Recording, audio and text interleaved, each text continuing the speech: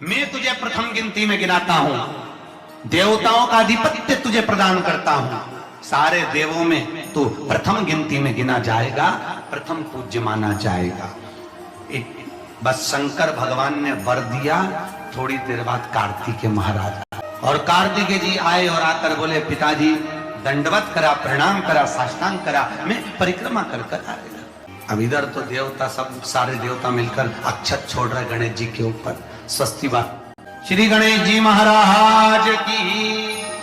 अब सारी दुनिया में आवाज लग रही गणेश जी। तो कार्तिकेय ने पूछा, माँ ये गणेश जी का जयघोष क्यों हो रहा है, गणेश जी के जयकारे क्यों हो रहा है, गणेश जी के लिए इतना जयघोष? तो माता पार्वती ने भगवान शंकर के शब्दों को कार्तिकेय को सुनाया। कार्तिकेय रो पड़े, माँ मैं परिक्रमा कर कर आया, गणेश जी ने केवल आपकी परिक्रमा लगा ली, आपने उसको प्रथम गिनती में मान लिया। माँ उसने बुद्धि का परिचय दिया और मैंने कर्म का परिचय दिया। व्यक्ति को उसके भाग्य का मिलता है कि कर्म का मिलता है? रखते कि नहीं रखते? अपनी चेन, अंगूठी, मोबाइल, पर्स सब लॉकर के अंदर रखते। बैंक में लॉकर होता है, लॉकर में रखने के बाद में लॉकर की 2 चाबी होती है। कितनी चाबी लॉकर की? 2। एक चाबी तुम्हारे पास, एक चाबी मैनेजर के पास। तुम्हारी चाबी कितनी भी लगा लो, जब तक मैनेजर की चाबी नहीं लगेगी तब तक वो लॉकर, अरे बोलो जम के, नहीं खुलेगी। और बैंक का मैनेजर कितनी भी चाबी लगा ले, लॉकर खुलेगा क्या? नहीं, तुम्हारी चाबी लगना जरूरी है। उसी तरह तुम्हारी चाबी है कर्म की चाबी। तुम कितनी भी घुमा लो पर वो ताला नहीं खुल सकता जब तक मैनेजर मेरा संकल्प अपनी भाग्य की चाबी घुमा कर नहीं जाए। इसलिए तुम कर्म करो, भाग्य की चाबी मेरा भोलेनाथ घुमाएगा, और कब क्या दे जाए तुम्हें मालूम ही नहीं पड़ पाएगा। इसलिए चाबी दोनों होना चाहिए, एक भाग्य की, एक कर्म की। गए महाराज, आंसू है। माता पार्वती की नई मां खड़ी हो गई। माता पार्वती ने आज खड़े होकर भगवान भोलेनाथ जी से निवेदन करा, आपने अपनी जिंदगी की एक गलती कर दी। क्या गलती? शंकर भगवान पूछ रहे, कौन सी गलती? तुमने गणेश जी को प्रथम गिनती में बना दिया। कार्तिकेय भी तो गया था, अगर कुछ थोड़ा सा आशीर्वाद रखना था तो कार्तिकेय के लिए रखना था, पर तुमने केवल गणेश को प्रथम गिनती में बनाया है, ये तुम्हारी गलती है। तो गणेश जी ने परिक्रमा भी तो करी है।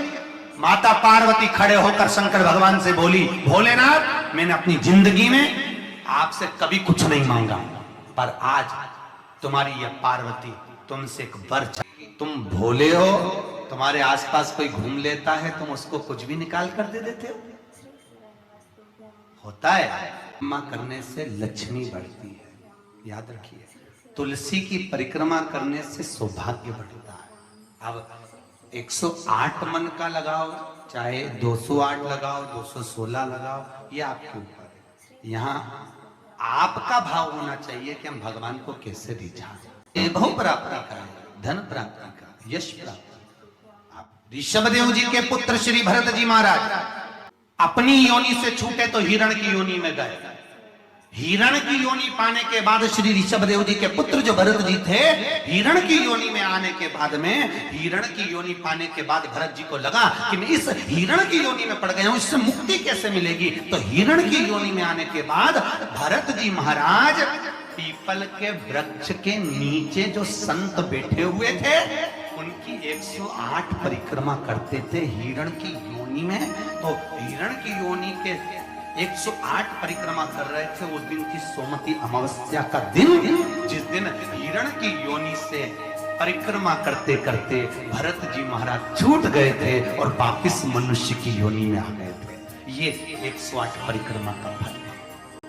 शायद हो सकता है हम मानव की देह में हैं और मनुष्य की देह में आकर अगर हम भगवान की 108 परिक्रमा लगाते हैं, हम भगवान का भजन करते हैं, 108 परिक्रमा के अंतर्गत हम डूबे रहते हैं, तो हो सकता है मनुष्य की योनि से छूटकर हम देव योनि में चले जाएं, भगवान की परास प्राप्त हो। शास्त्र कह रहा है, अंजना माता गौतम बाबा से कहने पर शंकर की आराधना करी। और आराधना करी माता अंजना ने, शिव जी की आराधना करी, शंकर की जब आराधना करी, शंकर का अभिषेक करा, भगवान भूत भावन प्रसन्न हो गए और शंकर भगवान ने उसी समय माता अंजना को वर प्रदान करा, तू चिंता मत कर, तेरे घर में पुत्र होगा। भगवान अंजना माता क्या हनुमान जी महाराज कितने भाई थे? माता अंजना के गर्भ से जो संतान हुई थी, हनुमान जी महाराज सगे भाई कितने थे? तो अंजना माता ने जब भगवान शिव की आराधना करी, शंकर की जब आराधना करी, तब भगवान शंकर प्रसन्न हुए। समय बीता, माता अंजना के गर्भ में भगवान शंकर के तेज पुंज को पवन देव ने ले जाकर माता अंजना के गर्भ में स्थापित करा। स्थापित करने के बाद पूर्णिमा के दिन, चैत्री पूर्णिमा के दिन, भगवान अंजना माता के गर्भ से शंकर का ही एक अवतार श्री हनुमान जी महाराज प्रकट हुए हैं। महाराज श्री हनुमान जी महाराज की। हनुमान जी सगे भाई हैं 6। कितने भाई हैं? 6। सबसे पहले नंबर हनुमान, फिर गतिमान, केतुमान, धृतिमान, यतिमान, ऐसे हनुमान जी महाराज के 6 भाइयों का क्रम वर्णन किया गया। कितने भाई हैं? क्या नाम है? गतिमान। और जिसके यहाँ पर फैक्ट्री हो, किसी भी तरह की फैक्ट्री हो, चाहे वो नट बोल्ट की हो, पानी की हो, किसी भी तरह की फैक्ट्री हो, अगर फैक्ट्री में जरा सी भी तकलीफ आती है तो हनुमान जी महाराज के उल्टा पांव, लेफ्ट पांव के नीचे का सिंदूर लाकर गतिमान का नाम लेकर अगर फैक्ट्री पर स्वस्तिक बना दिया जाता है तो वो फैक्ट्री धड़ाके से चलना चालू हो जाती है, कभी खराब नहीं होती, कभी परेशान नहीं करती। महाराज गतिमान हनुमान जी के तीसरे नंबर का भाई, गति की काम करते हैं। हनुमान जी के तीसरे नंबर का भाई गतिमान, उस गतिमान के नाम से जो व्यक्ति युद्ध करने के लिए जा रहा है या विजय पाने के लिए जा रहा है, अपने बराबर का लच्छा जानते हो, नाड़ा मोली, उसको नाप कर गतिमान के नाम से लपेट कर हनुमान जी के मंदिर में रख देता है और उस मोली को फिर अपने हाथ पर बांध लेता है, तो वो हार नहीं सकता, विजय ही प्राप्त करेगा। गतिमान का इतना प्रभाव है। श्री हनुमान जी महाराज का प्रागट्य हुआ। अंजना माता के गर्भ से श्री हनुमान जी महाराज प्रकट हुए। पवन तनय संकट हरण मंगल मूर्त रूप, राम लखन सीता सहित हृदय बसौ सुर भूप। श्री हनुमान जी महाराज प्रकट हुए। देवताओं ने पुष्पों की वृष्टि करी, गंधर्व गान करे, अप्सरा नृत्य करे, चारों तरफ सुख समाहित हुआ। श्री हनुमान जी महाराज की। रावण को मारने में सबसे ज्यादा सहयोग किसने करा? अरे जम के तो बोलो।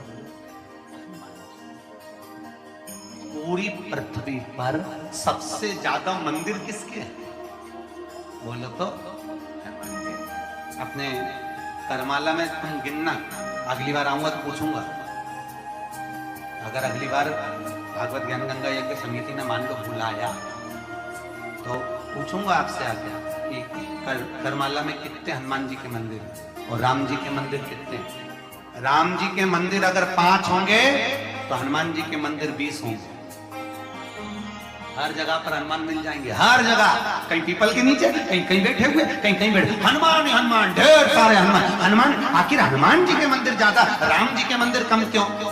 नहीं तो राम के मंदिर ज्यादा होना चाहिए, हनुमान के मंदिर कम होना चाहिए, पर हनुमान के मंदिर ज्यादा इसलिए हुए क्योंकि हनुमान जी ने राम जी की इतनी सेवा करी कि भारत की भूमि पर सेवा पुजा गई, इसलिए हनुमान जी के मंदिर ही मंदिर बन गए। तो जब रावण की नाभि में राम जी महाराज बाण मार रहे हैं तो रावण क्यों नहीं मर रहा? मर जा रावण, क्योंकि नाभि में अमृत है, वो तो सूख चुका है, मरे ना, फिर मरता क्यों नहीं है रावण? क्यों नहीं मरा रावण? राम जी से 10 मुख हो गए फिर भी नहीं मर पाया, फिर तैयार। विभीषण कह रहा है कि ये रावण की नाभि में अमृत है, मारो, और राम जी बाण पर बाण छोड़ रहे हैं तो रावण नहीं मर रहा, धराशायी होकर नहीं गिर रहा, वहीं की वहीं खड़ा है, स्थिर की स्थिर, मरने को तैयार ही नहीं। युद्ध अपनी जगह चलता रहेगा। हनुमान जी गए, लंका के अंदर पहुंच गए, एक पंडित जी का रूप रखा, संत का रूप रखा, गुरु का रूप रखा और ब्राह्मण का रूप रखकर हनुमान जी अंदर आए लंका में, और लंका में सब लोगों के हाथ देखने लगे, हाथ दिखाओ, अब सही सही बताया, हनुमान तो हनुमान, सबका भाग्य बता रहे। इतने में मंदोदरी के पास खबर पहुंच गई कि लंका में कोई ऐसा विद्वान पंडित आया है जिसको हाथ दिखा तो भाग्य बताता है। मंदोदरी निकल कर बाहर आ गई। मंदोदरी ने आकर कहा, ब्राह्मण देवता मेरा हाथ देखकर बताओ कि मेरा भाग्य क्या कहता है। इतने में हनुमान जी ब्राह्मण के रूप में थे। हनुमान जी ने कहा, पंडित जी बोले ब्राह्मण के रूप में, हनुमान जी बोले तेरे पति के ऊपर काल मंडरा रहा है और तेरा पति मरने को तत्पर खड़ा है। पर सुन ए स्त्री, तेरा पति इतनी जल्दी नहीं मर सकता, क्योंकि तेरे पति के पास जरूर कोई राज की बात है।